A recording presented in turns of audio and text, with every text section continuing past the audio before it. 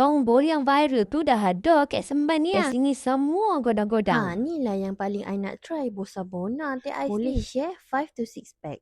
Sweet dia just nice je and tak muak. Kalau korang add on 3 bobas ni lagi padu. Something else yang bila you gigit tu macam you rasa texture chewy and pop dalam mulut. Ada green tea juga tau. Kalau korang boleh habis tak? Lagilah godang. Tengoklah portion dia boleh makan 3 to 4 pack. Beef ball and beef brisket serius banyak je dalam ni. Juicy and tender pula tu. I pilih spicy level 2 and honestly tak spicy. Next time I kena try level 3. Nak try ayam gantung ni pula. Ingat ada itik gantung yo ko kat negeri ni. Boleh pilih nak mi or rice. Ada option beef or chicken juga tau. Macam mana nak makan ni? Oh.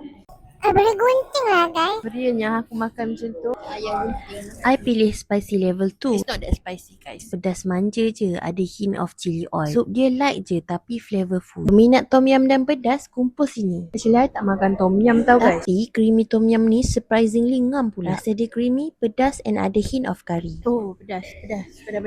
Okay ni paling unik. Kelapa goreng taste dia macam squid pun ada. Tapi salted egg tak overpower sangat.